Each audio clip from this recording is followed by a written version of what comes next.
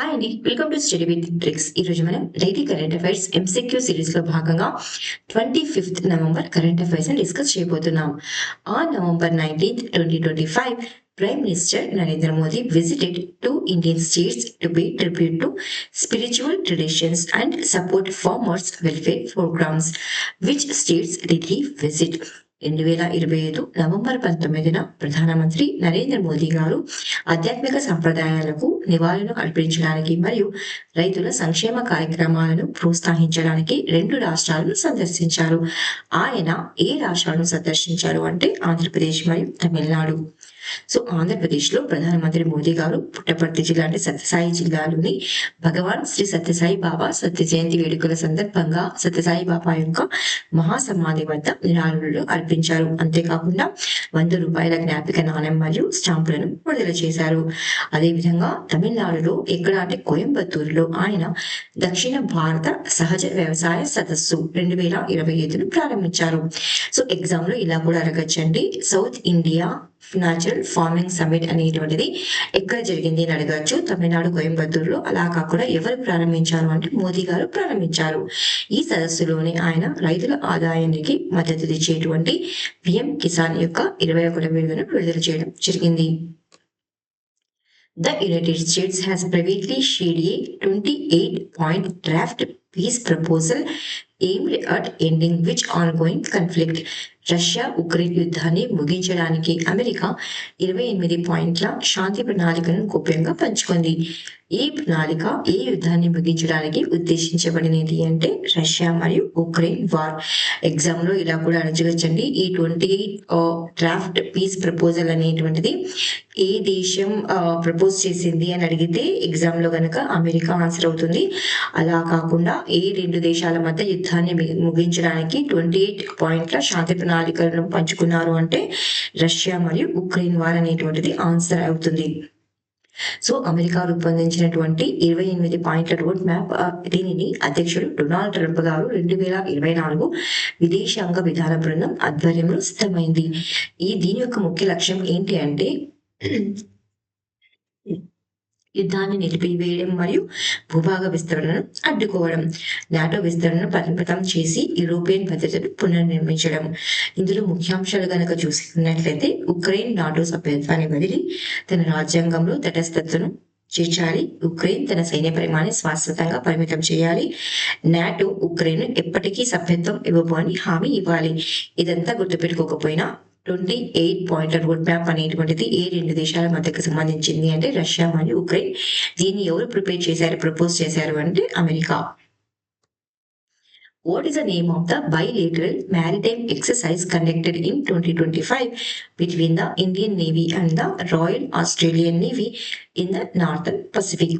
2025 భారత నౌకాదళం మరియు రాయల్ ఆస్ట్రేలియన్ నౌకాదళం మధ్య ఉత్తర పసిఫిక్ మహాసముద్రంలో నిర్వహించబడిన ద్వైపాక్షిక సముద్ర విన్యాసం లేదా వ్యాయామం పేరు ఏమిటి అంటే ఆస్ ఇండెక్స్.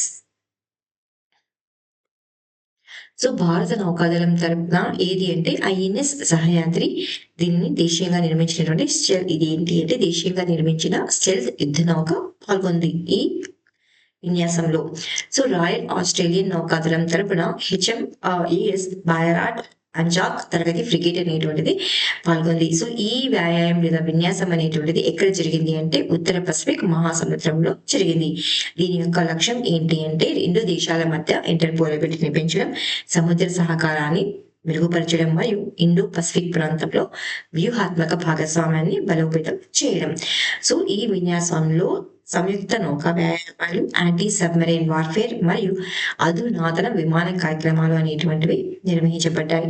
ఇది ఎప్పటి నుంచి జరుగుతుంది అంటే 2015 నుండి నిర్వహించబడుతుంది. సో ఇవి మిలిటరీ ఎక్సర్సైజెస్ 2025 కి సంబంధించినవి. In November 2025, the Indian Air Force and the French Air Force began the 8th edition of the which bilateral aid exercise and Monty Marsan Air Base, France.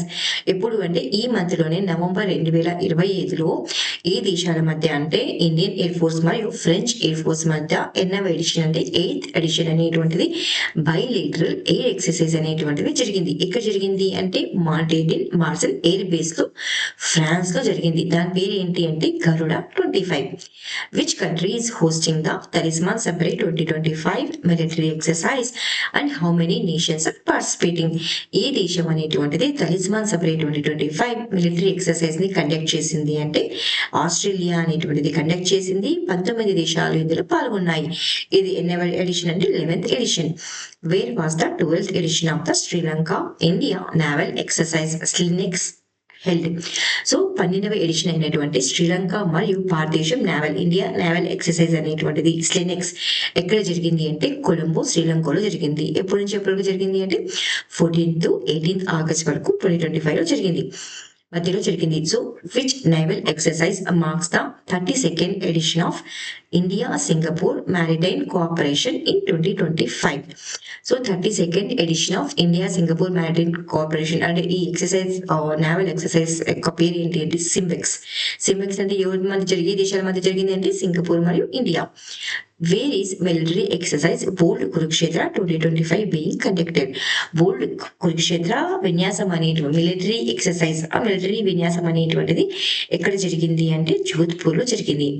Name of the inaugural joint special forces exercise conducted between the Indian air force Garud Commandos and the United States Air Force Special Forces in 2025.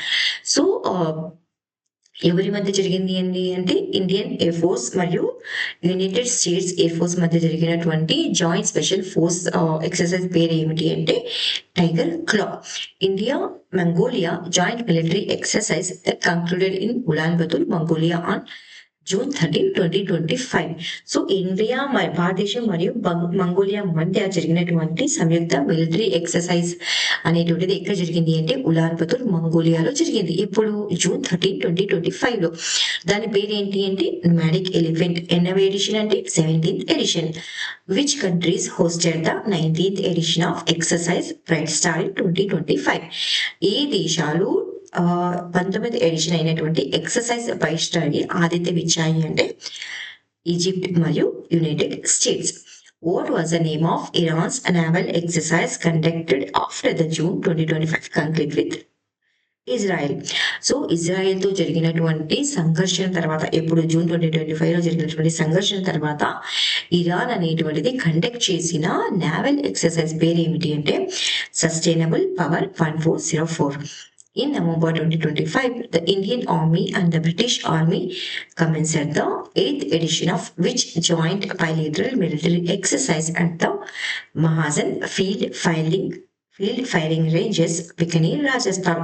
అంటే ఈ month లోనే జరిగింది అనమాట. ఎవరెవరి మధ్య ఏ దేశాల మధ్య అంటే భారతదేశం ఇండియన్ ఆర్మీ మరియు బ్రిటిష్ ఆర్మీ మధ్య జరిగినటువంటి 8th edition bilateral military exercise ఎక్కడ జరిగింది Mahajan field firing ranges Bikaner Rajasthan లో జరిగింది. దాని పేరు ఏంటి అంటే అజేయ వారియర్స్.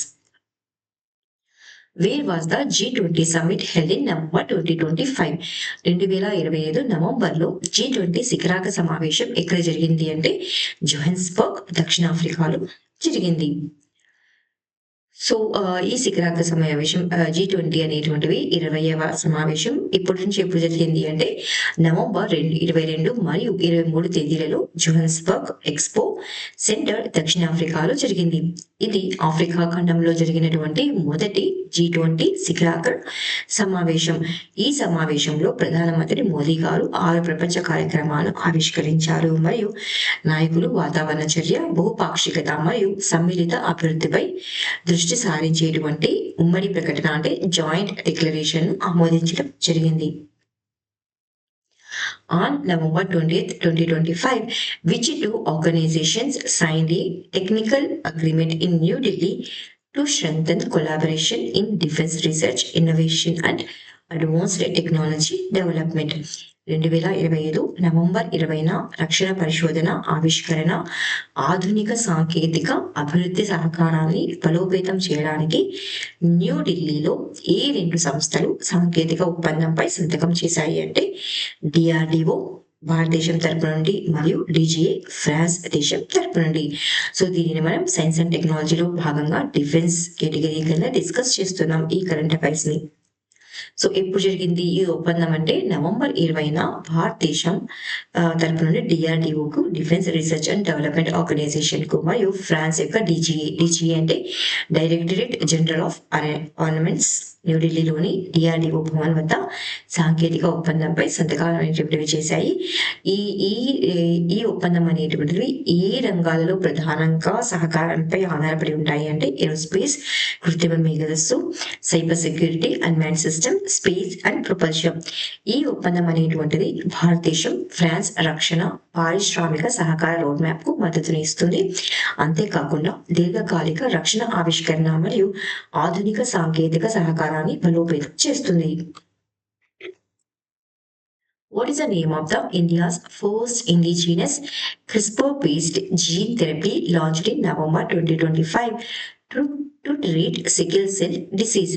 2025 నవంబర్లో సికిల్ సెల్ వ్యాధిని చికిత్స చేయడానికి భారతదేశపు తొలి స్వదేశీ క్రిస్పర్ ఆధారిత జీన్ థెరపీ పేరు ఏమిటి? చాలా అంటే చాలా ఇంపార్టెంట్ కరెంట్ అఫైర్స్ అండి ఇది.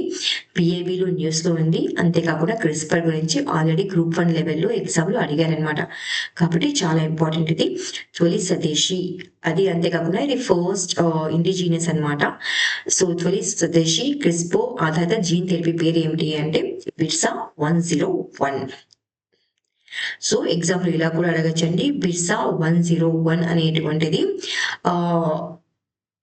దేనికి సంబంధించిన జీన్ థెరపీ అంటే సికిల్ సెల్ డిసీజ్.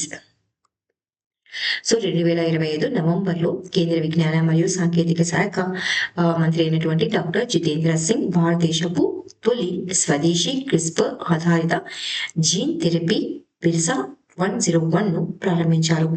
ముఖ్యంగా మధ్య మరియు తూర్పు భారతదేశంలోని గిరిజన జనాభాలో ప్రబలంగా ఉన్నటువంటి సికిల్ సెల్ వ్యాధి చికిత్సకు రూపొందించబడింది. దీన్ని ఎవరు అభివృద్ధి చేశారు అంటే CSIR IGIBT institute of genomics and integrative biology ENFN Cas9 CRISPR platform ను ఉపయోగించి అభివృద్ధి చేయడం జరిగింది. దీనికి ఎవరు సహకరించారు అంటే సీరం ఇన్స్టిట్యూట్ ఆఫ్ ఇండియాతో టెక్నాలజీ ట్రాన్స్ఫర్ మరియు అంటే అందరికీ అందుబాటులో ఉండే విధంగా వీరు డెవలప్ చేస్తారు. ఎవరు ఈ మెడిసిన్ ని అంటూ serum institute of India. So ఎవరికి అంకితం ఇచ్చారు దీనికి అంటే భగవాన్ బిర్సా ముండా గారికి అంకితం ఇచ్చారు. ఆయన 150వ జయంతి వేడుకల సందర్భంగా.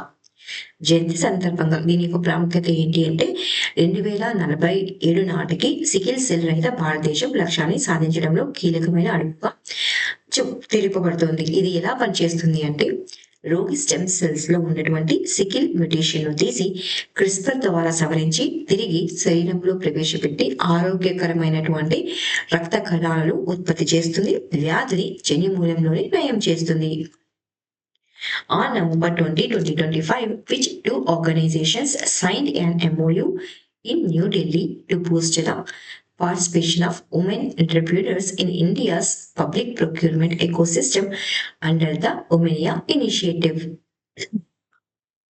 2025 నవంబర్ 20న భారతదేశపు పబ్లిక్ సేకరణ వ్యవస్థలో అంటే ప్రొక్యూర్మెంట్ లో మహిళా పారిశ్రామికవేత్తల భాగస్వామ్యాన్ని పెంచడానికి న్యూఢిల్లీలోని ఈ కార్యక్రమం ఉమనియా కార్యక్రమం కింద ఏ రెండు సంస్థలు అవగాహన ఒప్పందంపై సంతకం చేశాయి అంటే జెమ్స్ మరియు UN women. So United nation కి సంబంధించినటువంటి ఏ కరెంట్ అఫైర్స్ అన్నా ఇంపార్టెంట్ అండి ఇది. అంతేకాకుండా పిఏబిలో కూడా న్యూస్ లో ఉంది కాబట్టి ఇంపార్టెంట్ ఇది. సో ఇప్పుడు అంటే నవంబర్ 20న వాణిజ్య మరియు పరిశ్రమల మంత్రిత్వ శాఖ ఆధ్వర్యంలోని గవర్నమెంట్ ఈ market place UN women United nations women's తో న్యూఢిల్లీలో MOU పై సంతకం చేసింది. జమ్ యొక్క ఉమెనియా చొరవ కింద లింగ ప్రతిస్పందించే సేకరణ ఏ గోల్ అంటే సస్టైనబుల్ డెవలప్మెంట్ గోల్ 5 లింగ సమానత్వం తో అనుసంధానించబడింది. దీని యొక్క లక్ష్యం ఏంటి అంటే మహిళా ఆధ్వర్యంలోని సంస్థలకు మార్కెట్ యాక్సెస్ ను పెంచడం, పబ్లిక్ ప్రొక్యూర్మెంట్ లో మహిళా పారిశ్రామికవేత్తలను శక్తివంతం చేయడం. సో ఇందులో భాగంగా దీన్ని ప్రచారం చేస్తున్నారు అంటే ఉమనియా కార్యక్రమం, వోకల్ ఫర్ లోకల్ అవుట్లెట్ స్టోర్లను ప్రోత్సహించడం, యుఎన్ లో ప్రోగ్రామ్ లో పాల్గొనే వారికి ఆన్బోర్డ్ చేయడం, మహిళా ట్రైనర్లను మొబిలైజ్ చేయడం మరియు ఎంఎస్ఎంఈ రిజిస్ట్రేషన్ ను ప్రోత్సహించడం. సో భారతదేశం సమగ్ర అభివృద్ధి మరియు లింగ సమానత్వం పట్ల కట్టుబాటును బలోపేతం చేస్తుంది. Which team won the first ever blind women's T20 World Cup held in Colombo, Sri Lanka on November 23, 2025?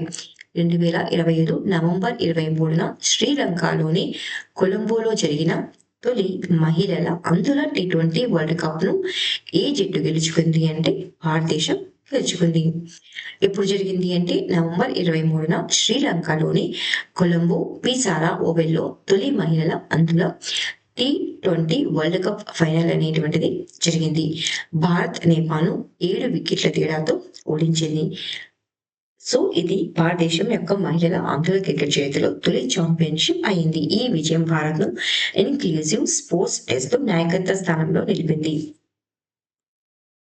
In November 2025, which country was designated as the 20th major non-NATO ally by US President Donald Trump?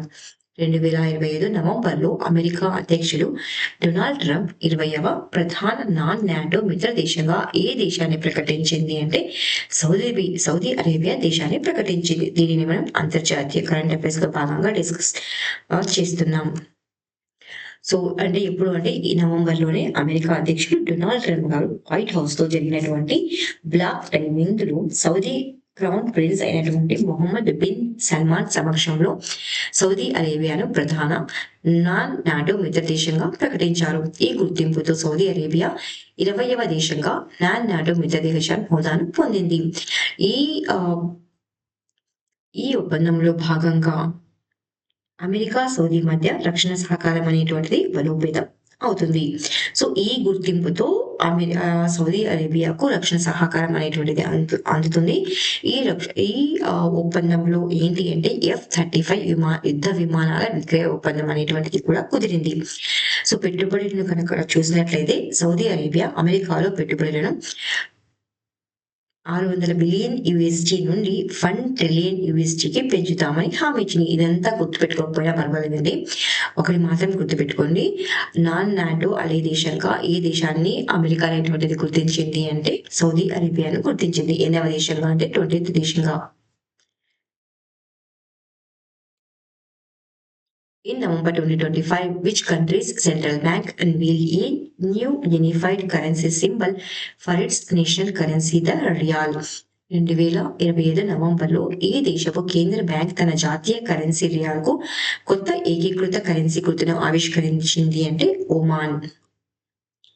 ఎప్పుడు అంటే ఈ month లోనే Oman central bank తన జాతీయ currency Omani రియాల్కు కొత్త ఏకీకృత currency గుర్తును ఆవిష్కరించింది.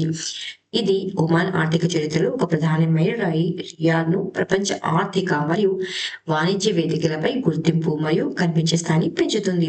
దీని ముఖ్య ఉద్దేశం ఏంటి అంటే బ్యాంకింగ్, వాణిజ్యం, డిజిటల్ సేవలలో రియాల్ యొక్క ప్రాతినిధ్యాన్ని ఏకీకృతం చేయడం, అంతేకాకుండా దేశపు సాంస్కృతిక వారసత్వం మరియు ఆర్థిక స్థిరత్వాన్ని ప్రతిబింబించడం.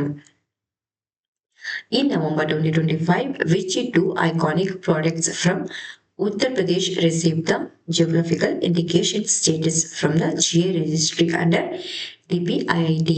2025 నవంబర్లో department for promotion of industry and international trade కింద GI రిజిస్ట్రీ నుండి ఉత్తరప్రదేశ్కు చెందిన ఏ 2 ప్రసిద్ధ ఉత్పత్తులు భౌగోళిక సూచీ హోదాని పొందాయి అంటే మథుర జరీ పోషక్ మరియు మీరట్ పగల్. సో ఇప్పుడు అంటే ఈ మంత్ లోని వాణిజ్య మరియు పరిశ్రమ మంత్రిత్వ శాఖలోని డిపిఐఐటి కింద జే రిజిస్ట్రీ ఉత్తరప్రదేశ్ కు చెందినటువంటి 2 ఉత్పత్తులకు భౌగోళిక సూచీ హోదాను ఇచ్చింది. సో ఏ ఉత్పత్తులు అంటే మధుర జరీ పోషక్ అంటే మెరిసే సాంప్రదాయ ఎంబ్రాయిడరీ వస్త్రం అన్నమాట. ఇది మీరట్ బగుల్ అంటే చారిత్రక సాంస్కృతిక ప్రాముఖ్యత కలిగినటువంటి బ్రాస్ వాయిద్యం. Who was crowned Miss Universe 2025 at the 74th Miss Universe pageant held in Bangkok, Thailand. 2025 థాయిలాండ్లోని బ్యాంకాక్లో జరిగిన 74వ మిస్ యూనివర్స్ పోటీలలో మిస్ యూనివర్స్ 2025గా కిరీటాన్ని ఎవరు గెలుచుకున్నారు అంటే ఫాతిమా పోష్ ఫెర్నాండెస్. ఈమె మెక్సికోకి చెందిన ఆమె. సో 74వ మిస్ యూనివర్స్ పోటీ 2025 నవంబర్లో ఎక్కడ జరిగింది అంటే థాయిలాండ్ బ్యాంకాక్ నొంతపురిలోని ఇంపాక్ట్ ఛాలెంజర్ హాల్లో జరిగింది. విజేత ఎవరు అంటే మెక్సికోకు చెందినటువంటి ఫాతిమా పోష్ ఫెర్నాండెస్ మిస్ యూనివర్స్ 2025గా కిరీటాన్ని గెలుచుకున్నారు. సో మునుపటి విజేత ఎవరు అంటే డెన్మార్క్ కు చెందినటువంటి విక్టోరియా చేర్ ఫైలిక్. సో భారతదేశం నుంచి ఎవరు పాల్గొన్నారు అంటే రాజస్థాన్ కి చెందినటువంటి మణికా విశ్వశర్మ గారు టాప్ 30లో నిలిచారు. సో 75th మిస్ యూనివర్స్ పోటీలు అనేటువంటివి 2026లో ఫ్యూటో రికోలో జరగనుంది. నేషనల్ ఇంటిగ్రేషన్ డే అంటే క్వామీ ఏక్తా దివస్. ఎగ్జామ్ లో ఇలా కూడా అడగచ్చండి. క్వామీ ఏక్తా దివస్ ను మనం ఎప్పుడు జరుపుకుంటాం అంటే November 19 జరుపుకుంటాం. National integration day is observed every year on November 19 to mark the birth anniversary of which Indian leader. ఏ భారతీయ నాయకురాలు జన్మదినోత్సవాన్ని పురస్కరించుకొని ప్రతి సంవత్సరం నవంబర్ 19న జాతీయ సమైక్యతా దివస్ అంటే క్వామీ ఏక్తా దివస్ జరుపుకుంటారు అంటే ఇందిరాగాంధీ గారు. జాతీయ ఏకతా దివస్ అంటే క్వామీ ఏకతా దివస్ ను ప్రతి సంవత్సరం ఎప్పుడు అంటే November 19 జరుపుకుంటారు. ఈమె భారతదేశపు మొదటి మహిళా ప్రధానమంత్రి. సో ఎన్నవ జయంతి ఏంటి అంటే ఇది 108వ జయంతి. ఎవరిది ఏంటి? ఇందిరా గాంధీ గారిది. సో భారతదేశంలోని వివిధ సంస్కృతులు మరియు ప్రాంతాల మధ్య ఐక్యతను పెంపొందించడంలో ఇందిరాగాంధీ గారి యొక్క పాత్రను గౌరవించడానికి 1989లో ఇది స్థాపించడం జరిగింది.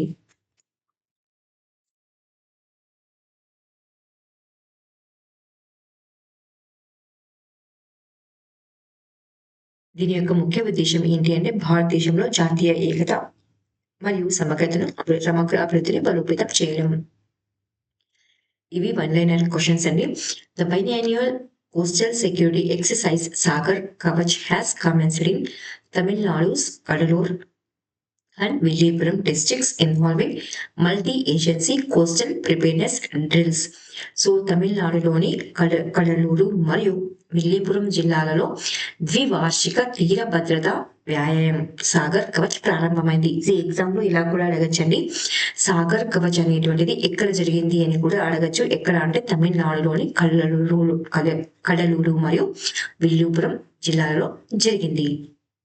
India is hosting the second regional Open Digital Health Summit 2025 in New Delhi, bringing together WHO, CRO nations to advance interoperable digital health systems. So భారతదేశం న్యూఢిల్లీలో 2వ ప్రాంతీయ ఓపెన్ డిజిటల్ హెల్త్ సమిట్. ఇది ఇంపార్టెంట్ అండి. ఎగ్జామ్ లో అడగచ్చండి. Regional open digital health summit అనేటువంటిది ఎక్కడ జరిగింది, లేకపోతే ఇక్కడ జరిగింది అంటే న్యూఢిల్లీలో జరిగింది. ఎవరు ఆతిథ్యం ఇచ్చారు అంటే భారతదేశం అనేటువంటిది ఆతిథ్యం ఇచ్చింది. ఇది ఇంపార్టెంట్. ఎందుకు జరిగింది అంటే డిజిటల్ ఆరోగ్య వ్యవస్థ అభివృద్ధి చేయడానికి. India hosted the 7th Colombo security conclave in ECA level and National Security Advisor level meeting in New Delhi, reaffirming commitment to regional maritime security amid a rapidly evolving Indo-Pacific environment. వేగంగా అభివృద్ధి చెందుతున్నటువంటి Indo Pacific వాతావరణం మధ్య ప్రాంతీయ సముద్ర భద్రతకు నిబద్ధతను పునరుద్ఘాటిస్తూ భారతదేశం న్యూఢిల్లీలో 7వ కొలంబో సెక్యూరిటీ కాంక్లేవ్ NSC స్థాయి సమావేశాన్ని నిర్వహించింది. ఎగ్జామ్ లో ఇలా కూడా అడగచ్చండి. 7th కొలంబో సెక్యూరిటీ కాంక్లేవ్ అనేటువంటిది ఎక్కడ జరిగింది అని అడగచ్చు. భారతదేశం న్యూఢిల్లీలో జరిగింది. Researchers of the central marine fisheries research institute Kochi have discovered a new species of deep sea squid from the Arabian Sea and named it as Taningia sailasi. Indian octopus squid. ఇది ఒక squid అనమాట.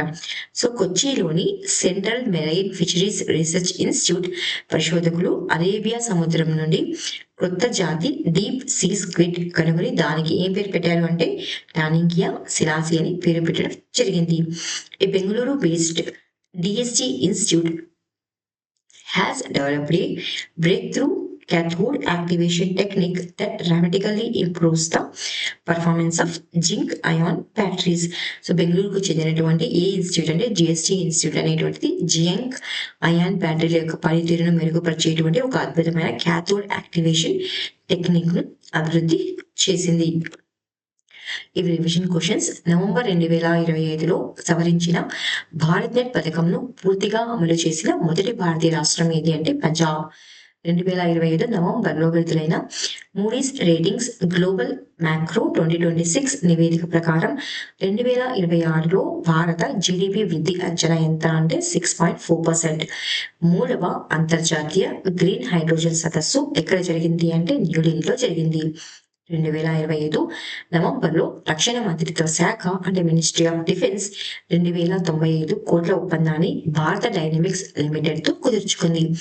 ఈ ఒప్పందం ద్వారా T-90 ట్యాంకుల కోసం ఏ రకం క్షిపణిని కొనుగోలు చేయనుంది అంటే ఇన్వార్ లేజర్ గైడెడ్ యాంటీ ట్యాంక్ క్షిపణి. 2025 నవంబర్లో భారత ప్రభుత్వం సిక్కింకు చెందిన ఏ 2 సాంప్రదాయ లెప్చా వాయత్త పరికరాలకు భౌగోళిక సూచి అంటే జియోగ్రఫికల్ ఇండికేషన్ నమోదు మంజూరు చేసింది అంటే టుంబుక్ మరియు ఫుమ్టాంగ్ పులిట్. 2025 నవంబర్లో కేంద్ర రాష్ట్ర మంత్రి Shripad Yesso Naik global energy leaders summit GELS 2025 logo మరియు అధికారిక వెబ్సైట్ ను ఆవిష్కరించారు. ఈ జెల్స్ సమిట్ అనేటువంటిది ఎక్కడ జరగనుంది అంటే పూరి ఒడిశాలో జరగనుంది. 2025 నవంబర్లో విడుదలైనటువంటి ఇండియా స్కిల్స్ రిపోర్ట్ 2026 ప్రకారం 2026లో భారతదేశం యొక్క మొత్తం ఉపాధి సామర్థ్యం శాతం ఎంత అంటే 56.35%.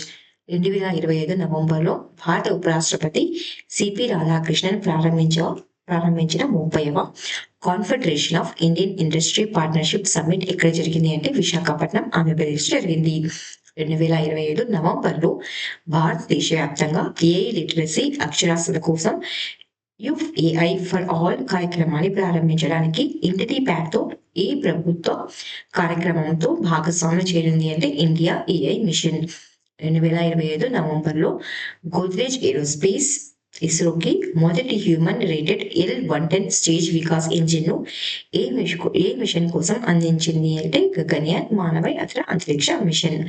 2025లో జరిగిన 24వ ఆసియా ఆర్చరీ ఛాంపియన్షిప్ ఎక్కడ జరిగింది మరియు మొత్తం పథకాల పట్టికలో ఏ దేశం అగ్రస్థానంలో నిలిచింది అంటే ఢాకా, బంగ్లాదేశ్, భారత్. ఇవి అండి 25th November current affairs. Please like, share and subscribe. Thank you so much for watching Study with Tricks.